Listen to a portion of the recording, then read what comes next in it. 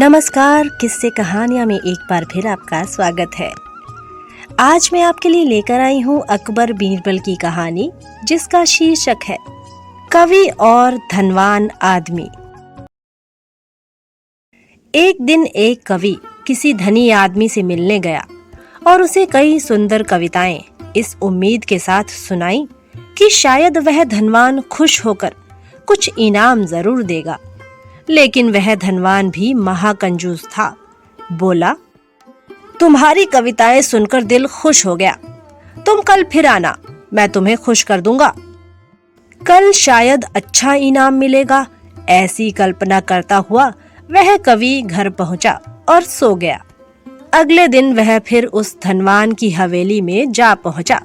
धनवान बोला, सुनो कवि महाशय, जैसे तुमने मुझे अपनी कविताएं सुनाकर खुश किया था, उसी तरह मैं भी तुमको बुलाकर खुश हूँ। तुमने मुझे कल कुछ भी नहीं दिया, इसलिए मैं भी कुछ नहीं दे रहा। हिसाब बराबर हो गया। कवि बेहद निराश हो गया। उसने अपनी आप बीती एक मित्र को कह सुनाई और उस मित्र ने बीरबल को बता दिया। सुनकर बीरबल बोला, अब जैसा मैं कहता हूँ वैसा करो।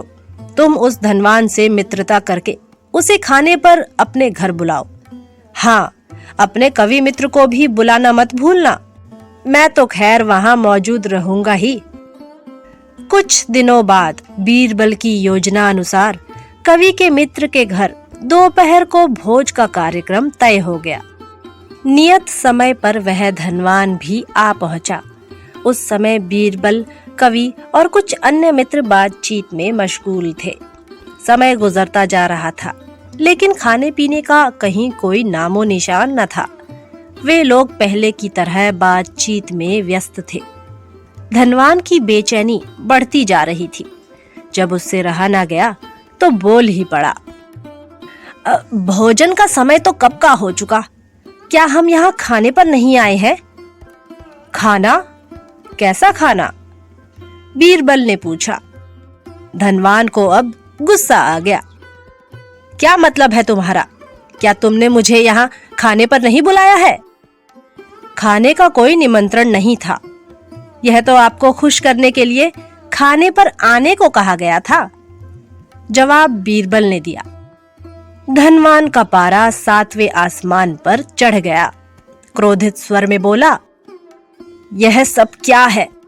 इस तरह किसी इज्जतदार आदमी को बेइज्जत करना ठीक है क्या? तुमने मुझसे धोखा किया है। अब बीरबल हंसता हुआ बोला, यदि मैं कहूं कि इसमें कुछ भी गलत नहीं, तो तुमने इस कवि से यही कहकर धोखा किया था ना कि कल आना। सो मैंने भी कुछ ऐसा ही किया। तुम जैसे लोगों के साथ ऐसा ही व्यवहार होना चाहिए। धनवान को अब अपनी गलती का आभास हुआ और उसने कवि को अच्छा इनाम देकर वहां से विदा ली। वहां मौजूद सभी बीरबल को प्रशंसा भरी नजरों से देखने लगे।